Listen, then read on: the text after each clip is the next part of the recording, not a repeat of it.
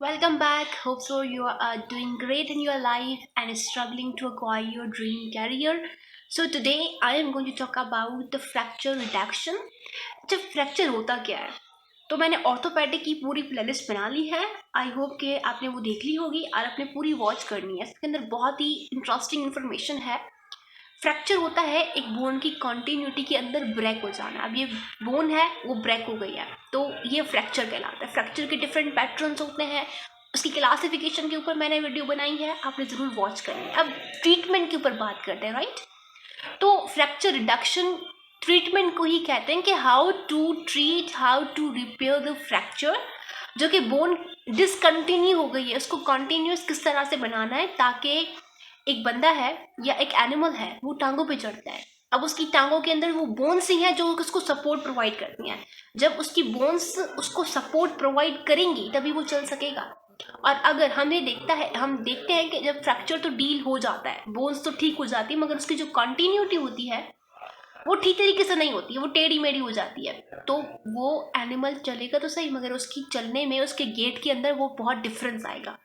तो हम उसको भी ट्रीट करते हैं, ये भी फ्रैक्चर रिडक्शन के अंदर सारा कुछ आता है। तो let's discuss about the treatment. तो पहले हमारे पास है कि construct fractured bone fragment to their normal anatomic configuration. जो नॉर्मली एनाटॉमी की कंसिडरेशन है, जगह है जिस चीज़ की, उसको उसी लिहाज से हमने सेट करना है। जैसे कि ये नॉर्मल है तो अगर यहाँ से ब्रेक अपार्ट हो जाता है तो हमें इसी तरीके से ही इसकी कॉन्टिन्यूटी के अंदर कोई फर्क ना आए, कोई एनाटॉमी के अंदर कोई फर्क ना आए, हमें फ्रैक्चर को डील करना है। इसकी दूसरी डेफिनेशन हो सकती है रिडक्शन की, कि हमने क्या करना है, लिम्ब को रिस्टोर करना है, उसकी अलाइन करना है। अगर दोनों आपस में टूट गए हैं बोन्स, फॉर एग्जांपल फीमर की बात करते हैं, फीमर आपस में डायाफाइसिस के अंदर जो रीजन है वहाँ पे अगर ब्रेक पार्ट हो गया है, वहाँ पे डिसकॉन्टिन्यूटी आ गई है, तो वहाँ पे हमने क्या करना है, वहाँ पे डील करने के लिए कुछ टेक्निक इस्तेमाल करनी है, वो मैं आगे चल के बताऊँगी आपको। मगर नॉर्मल लिम्ब लेंथ, ताकि जिसकी जो उतनी लेंथ है वो हम उसको दे पाएँ, जॉइंट अलाइन हो पाएँ, और स्पेशल ओरिएंटेशन, जो प्रॉपर गेट है एनिमल का चलने फिरने में आगे पीछे, वो नॉर्मल हम एनिमल को दे पाएँ। ये रिडक्शन की डेफिनेशन कहला रही होती है। रिडक्शन कई तरह का होता है, जिसके अंदर रिडक्शन है हमारे पास अभी क्लोज रिडक्शन। ठीक है, क्लोज रिडक्शन के कुछ फ़ायदे हैं और कुछ नुकसान भी हैं। इसके अंदर होता क्या है कि हम फ्रैक्चर को ठीक करते हैं, ट्रीट करते हैं, रिड्यूस करते हैं। किस तरह से अलाइन करते हैं उसकी लिम्स को। अगर उसकी पाँव है उसके अंदर डिसकंटिन्यूटी फ्रैक्चर आ गया है तो फ्रैक्चर को वो बोन्स अलाइन करते हैं। सर्जरिकली रिमूवल नहीं होता, कोई भी सर्जरी इसके अंदर कोई इन्वॉल्व नहीं होती, विदाउट सर्जरिकली एक्सपोजिंग फ्रैक्चर्ड बोन।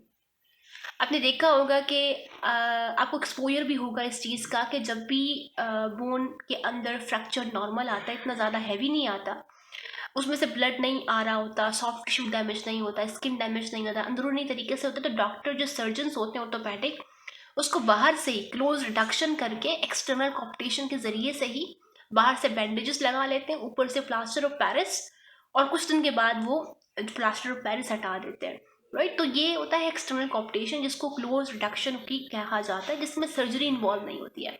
इसमें ना डॉक्टर स्किन को कट लगाता है ना ही सॉफ्ट टिश्यू को कट लगाता है, ये ट्रीटेबल हो जाता है ऐसे। इसके अंदर फ़ायदे क्या हैं कि इसके अंदर बायोलॉजिकल इन्वायरमेंट जो है अंदरूनी वो मेंटेन रहता है। उसके अंदर ना बैक्टीरिया अंदर जाता है, ना ही बाहर से जो है इन्वायरमेंट का हम कह लें कि कुछ ब्रेक डाउन होता है। मतलब जब भी स्किन ओपन होती है तो बाहर की इन्वायरमेंटल हमारे पास क्या है, पैथोजेंस होते हैं वो अंदर चले जाते हैं, तो वो इन्फेक्शन कॉज करते हैं। तो इसके अंदर फ़ायदा ये होता है कि सॉफ्ट टिश्यू प्रिजर्व रहते हैं, ब्लड सप्लाई भी प्रिजर्व रहती है, कोई इनको डैमेज नहीं आता ब्लड सप्लाई को। इन्फेक्शन के चांसेस बहुत ही कम होते हैं क्योंकि ब्लड सप्लाई डैमेज नहीं होती है, और ऑपरेटिंग टाइम के अंदर बहुत ही कम टाइम लगता है, और हीलिंग में भी बहुत कम टाइम लगता है। डिसएडवांटेज ये है कि हमें सिर्फ डॉक्टर ने किस तरीके से मालूम किया है अपनी जो उसकी सलाहियतें हैं, एक्सपीरियंस है, और इसके अलावा अ, हम क्या कहते हैं, अपना रेडियोग्राफ्स की मदद से ये इसने डॉक्टर ने मालूम किया है। तो इसके अंदर एक्यूरेसी का बहुत ज़्यादा खतरा होता है कि मे नॉट बी एक्यूरेट। ठीक है, तो ये क्लोज रिडक्शन कहला रही होती है। ओपन रिडक्शन होती है जिसके अंदर सर्जिकल एक्सपोजर शामिल होता है, जिसके अंदर स्किन को कट लगते हैं, सॉफ्ट टिश्यू को कट लगते हैं, फिर जाके बोन्स तक जो है डॉक्टर पहुंचता है, फिर उसको कंस्ट्रक्ट करता है। फिर या तो वो कर्कलेज वायर के ज़रिए से, ये वाले कर्कलेज वायर्स, या स्क्रू के ज़रिए से, या प्लेट्स के ज़रिए से वो डील करता है उस फ्रैक्चर को। इसके एडवांटेजेस ये हैं कि यहाँ पर डायरेक्ट बोन के साथ रब्ता होता है डॉक्टर का, और बोन जो है रिकन्स्ट्रक्शन में हेल्प करता है, उसकी एनाटॉमिकल पोजीशन देने में बहुत हेल्प करता है। और प्लेसमेंट ऑफ द इम्प्लांट, कोई भी इम्प्लांट हम यूज़ करते हैं, कार्टिलेज वायर, स्क्रू या प्लेट्स, उसको प्लेस करने में बहुत ही ईजी रहता है जब हम डायरेक्ट कांटेक्ट करते हैं बोन्स के साथ, राइट। इसके डिसएडवांटेजेस ये हैं कि इसका ब्लड सप्लाई डैमेज होता है, सॉफ्ट टिश्यू डैमेज होते हैं, बायोलॉजिकल इन्वायरमेंट, जो अंदरूनी एनिमल का इन्वायरमेंट है वो भी ख़राब होता है, क्योंकि बाहर से बैक्टीरियल कंटामिनेशन अंदर चली जाती है, और ट्रॉमा होता है सॉफ्ट टिश्यू को, ब्लड सप्लाई को, और बैक्टीरियल कंटामिनेशन के चांसेस बहुत ज़्यादा होते हैं, राइट। इसके अलावा है डायरेक्ट रिडक्शन। डायरेक्ट रिडक्शन के अंदर क्या है कि हम डायरेक्टली सब कुछ कर रहे होते हैं, ट्रीट कर रहे होते हैं। हमारे पास 2 केसेस हैं। एक है यहाँ पर एक बोन है, वेयर इज माई पेन, यहाँ पे एक बोन है जिसको हम ट्रांसवर्स रिडक्शन है, राइट। यहाँ पे एक बोन है दूसरी जिसमें ऑब्लिक बोन फ्रैक्चर है, राइट। ऑब्लिक बोन फ्रैक्चर है और ट्रांसवर्स बोन फ्रैक्चर है। ट्रांसवर्स बोन फ्रैक्चर में आप देखोगे यहाँ पे एक बोन है, सीधी सीधी है, ठीक है, इसको हमने कंटिन्यू करना है, ये डिसकंटिन्यू हो चुकी है, ये वाली बोन डिसकंटिन्यू हो चुकी है। अब जब इसको हम क्या करेंगे, स्क्रूज की मदद से सीधा करेंगे, और बिल्कुल सिंपल से हम यहाँ पर वायर के ज़रिए से, स्क्रूज के ज़रिए से हम इसको सीधा करके ऊपर से बैंडेजेस लगा सकते हैं। और ये ऑब्लिक बोन फ्रैक्चर के अंदर हम सिंपल से बोन होल्डिंग फोर्सेप्स को यूज़ करते हुए दोनों ही बोन्स को आपस में लाएंगे, एंड देन यहाँ पर हम कार्टिलेज वायर्स का इस्तेमाल करके, यहाँ पे जैसे हम देख सकते हैं कार्टिलेज वायर का इस्तेमाल किया हुआ है, और हम दोनों ही बोन्स को इनको आपस में जोड़ सकते हैं, राइट। इसके अलावा यहाँ पे आप देखोगे ये वाली जो बोन है, ये वाला जो सेगमेंट है, यहाँ पे अगर फिशर आ जाते हैं या हमारे पास क्रैक्स आ जाते हैं बीच के अंदर, तो उनको भी डील किया जा सकता है with the help of implants, जो कि यहाँ पे सुटेबल इम्प्लांट हमने कार्टिलेज वायर्स को ही यूज़ किया, तो ये डायरेक्ट रिडक्शन कहलाती है। इनडायरेक्ट रिडक्शन के अंदर हम मोस्ट कॉमनली हम IM पिन का इस्तेमाल करते हैं।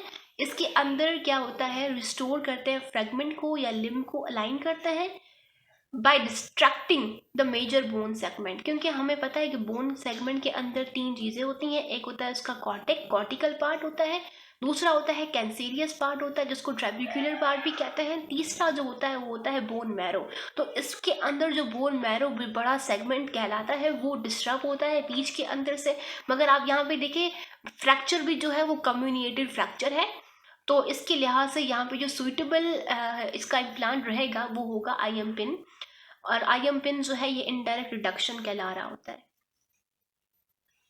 अच्छा, फ्रैक्चर की ट्रीटमेंट के अंदर प्लानिंग के अंदर, क्योंकि आपको कैसे पता चलेगा कि कौन सा इम्प्लांट इस्तेमाल करना चाहिए, तो इसके लिए आपको क्या करना पड़ेगा, फ्रैक्चर असेसमेंट स्कोर, इसके ऊपर मैंने वीडियो बना ली है, तो ये fracture assessment score matters a lot. इसके अलावा है कि हमें चूज़ करना है अप्रोप्रिएट इम्प्लांट। अगर फॉर एग्जांपल जहाँ पे IM पिन लगानी है, इंट्रामेडुलरी पिन लगानी है, वहाँ पर हम सिर्फ कार्टिलेज वायर्स का इस्तेमाल करें तो it will not play a good role in that situation. तो इस वजह से अप्रोप्रिएट इम्प्लांट का और अप्रोप्रिएट टेक्निक का इस्तेमाल करना चाहिए। वेदर हमें ओपन रिडक्शन करना है, क्लोज रिडक्शन करना है, इनडायरेक्ट डायरेक्ट रिडक्शन करना है, तो इसका हमें इस्तेमाल अप्रोप्रिएटली सोच समझ कर करना है। और इसके अलावा post operative and pre operative, operation से पहले, सर्जिकल ऑपरेशन से पहले, ऑपरेशन के बाद हमने रेडियोग्राफ निकालनी है, ताकि हमें पता चले कि हमने जो हमारी ट्रीटमेंट से पहले क्या कंडीशन थी और ट्रीटमेंट के बाद क्या कंडीशन हमारे पास मौजूद है, राइट। तो this is all about today's lecture. Thank you for watching this.